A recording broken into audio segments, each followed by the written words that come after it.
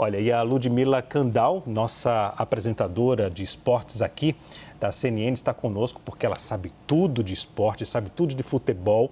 E a gente vai conversar com o jornalista Robson Morelli para falar sobre essa chegada do Ancelotti à seleção.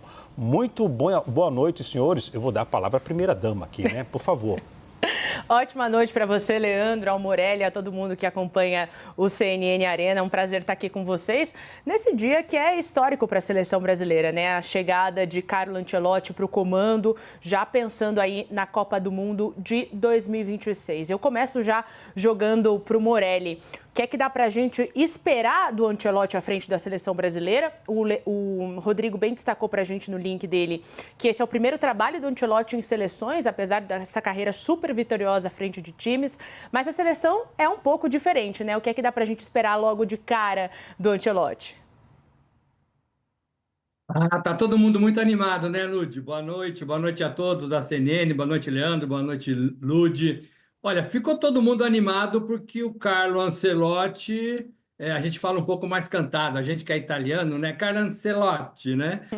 Ele é o técnico vencedor, ele é um técnico um dos 3 melhores do mundo. E isso tem um peso gigantesco. O Brasil estava acostumado, a CBF estava acostumada a escolher os melhores treinadores aqui, geralmente, do campeonato nacional. O Dorival Júnior foi assim, o Fernando Diniz foi assim, lá mais para trás, Luxemburgo, Filipão, todos eles ganhavam torneios nacionais e aí esses torneios impulsionavam esses treinadores para a seleção brasileira. Era meio que um passo natural na carreira do treinador. O Ancelotti não, o Ancelotti vem, como a gente viu aí o currículo dele, com Liga dos Campeões, Champions League, vencendo em cinco ligas europeias, Inglaterra, Espanha, Alemanha, francesa. Então, tudo isso traz um peso gigantesco para a seleção brasileira. A gente está com a seleção brasileira,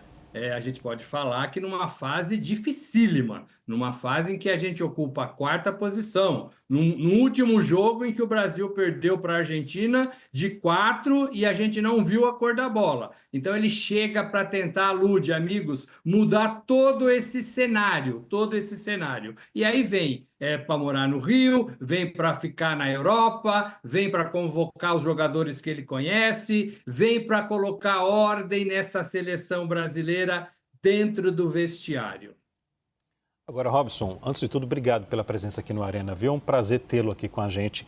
Robson, o Ancelotti deve convocar o Neymar para voltar à seleção? Na sua opinião? Essa pergunta vale $1 milhão, né? Primeiro ele tem que saber quais as condições físicas do Neymar.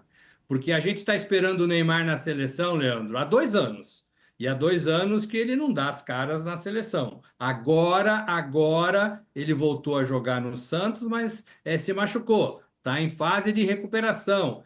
Tem mais até junho, né? Um mês e meio para mostrar serviço e para mostrar que aos 33 anos ele pode ser útil ainda para a seleção brasileira. O Neymar é um grande ponto de interrogação. É bom jogador? Sim. Tem talento? Sim. O Carlo Ancelotti sabe disso? Sabe. Mas tem que saber qual é a condição física do Neymar. A discussão não é técnica, a discussão é física. É se ele suporta disputar jogos das eliminatórias, se ele suporta disputar uma campanha de Copa do Mundo com 1 mês de preparação. Então, é claro que ele já perguntou do Neymar para a CBF, é claro que ele vai ter todas as informações e é claro que o Neymar, sim, é um jogador convocável desde que esteja de pé. Morelli, e mesmo quando a gente fala de Neymar e das outras opções que o Ancelotti vai ter ali perto do gol para marcar o gol, a gente sabe que o Ancelotti trabalha e há muito tempo já com o Vini Júnior e também com o Rodrigo, que é a dupla ali do Real Madrid, que podem ser opções para o ataque do Brasil. Também hoje falou-se sobre a volta de Casemiro. Como é que você acha que deve ser essa primeira escalação para os próximos desafios das eliminatórias da Copa? Eu acho que, primeiramente, ele vai olhar, Lud, para a Europa, que é onde ele trabalha, que são os jogadores que ele conhece. Não tenho dúvida nenhuma que Vinícius Júnior, o melhor do mundo, né? O melhor do mundo nas mãos de Carlo Ancelotti, vai estar na sua relação. O Rodrigo vai estar na Copa do Mundo. O Rodrigo está machucado, está meio desgastado, pode ser que não esteja nessa próxima lista, mas certamente vai estar. O Endrick, que é jogador de seleção, não jogava totalmente no Real Madrid, porque lá tinha o Mbappé, mas é um jogador que pode ser útil para a seleção brasileira. Então ele vai buscar esses jogadores que ele conhece da Europa, certamente os campeonatos que ele acompanha mais. A pergunta é, como é que ele vai olhar para os jogadores brasileiros? Ele tem, por exemplo, o atacante Pedro, do Flamengo. Ele tem o Gerson, do Flamengo. Ele tem o Estevão, do Palmeiras, que vai para o Chelsea no meio do ano. São jogadores que ele pode trazer para a seleção, mas ele talvez precise de mais informações. Por isso que ele deve ter olhos brasileiros aqui.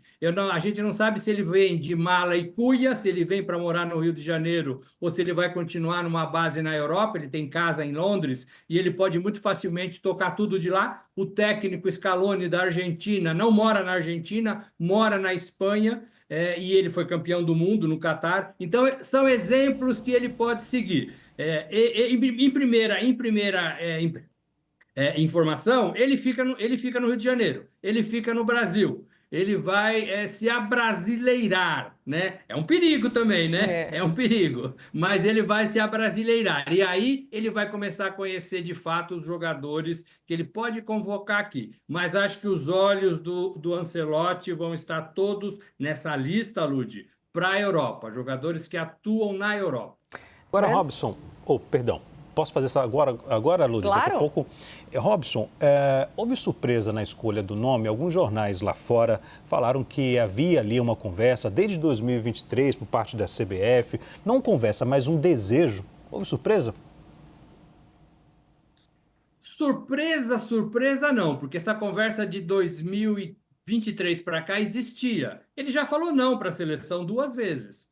Mas a CBF queria o Carlo Ancelotti. O que surpreendeu nessa manhã de segunda-feira foi o anúncio da CBF antes do anúncio do Real Madrid. O Real Madrid ainda não anunciou que o Carlo Ancelotti vai deixar o clube e que vai trabalhar na seleção brasileira. Então, a seleção brasileira, a CBF, o presidente Edinaldo Rodrigues, ele avançou sinal. Logo de manhã ele já falou, é nosso e ninguém tira. Mas ele tem contrato ainda com o Real Madrid. Ele tem mais 3 jogos para fazer no Campeonato Espanhol.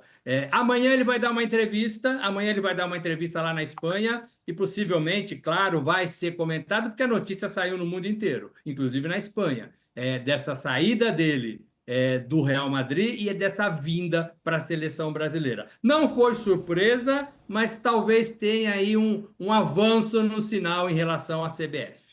Ok. Lúdia, eu atropelei você naquela hora. Pode fazer a outra pergunta e você também tem uma outra informação, não é isso? Rapidinho, só para a gente esclarecer aqui, quando é que o Ancelotti estreia, né? Existe toda essa expectativa para a gente ver o Ancelotti ali comandando a seleção. É na próxima data FIFA, né? Das eliminatórias da Copa Sul-Americanas. Começo do mês de junho, 5 de junho, o Brasil joga contra o Equador, fora do Brasil, e depois no dia 10 de junho, na Neoquímica Arena, em São Paulo, contra o Paraguai. O Ancelotti, então, já estará comandando, o Brasil nesses 2 próximos desafios. Queria só aprofundar rapidamente aqui com o Morelli. A gente vinha falando agora, né, dessa insistência da CBF, muito pela figura do Edinaldo, em querer trazer o Carlo Ancelotti, essa espera longa, desde a demissão, desde a saída do Tite em 2022, a gente já ouve o nome do Ancelotti para comandar a seleção. O Edinaldo sai fortalecido dessa contratação, desse anúncio hoje, Morelli?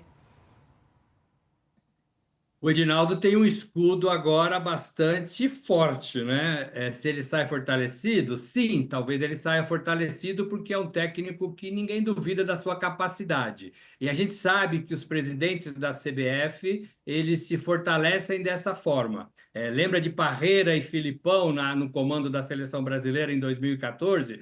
Eram técnicos acima de qualquer suspeitas, né? E não deu certo, tudo bem, mas é o mesmo modus operandi agora. O Edinaldo tem uma CBF, uma gestão enfraquecida, e ele agora traz um treinador acima de qualquer suspeita. Então, um treinador que tem currículo, um treinador que conhece a Europa, um treinador campeão de tudo e que vai ter o comando de um time novo, vai começar um trabalho novo. Ele tem um curto espaço de tempo. Aliás, ele começa, Lud, a trabalhar no dia 26 de maio. Dia 25, ele faz a última partida do Campeonato Espanhol lá no Santiago Bernabéu. Vai ter uma festa de um adeus, de um agradecimento por tudo. E aí, no dia 26, ele está sendo esperado no Brasil, no Rio de Janeiro, para apresentar a lista da seleção para esses 2 jogos que você falou. O primeiro em Guayaquil, contra o Equador, e depois na Arena Corinthians, aqui no Brasil. Então vai ser oficialmente a estreia dele diante do povo brasileiro, do torcedor brasileiro, no estádio do Corinthians. Então, sim, respondendo objetivamente, o Edinaldo sai fortalecido nessa escolha. Robson Morelli, obrigado pela participação aqui na CNN, obrigado pela disponibilidade também, viu? Até a próxima, querido. Eu que agradeço, é um prazer sempre. Obrigado. Prazer é todo nosso. Obrigado.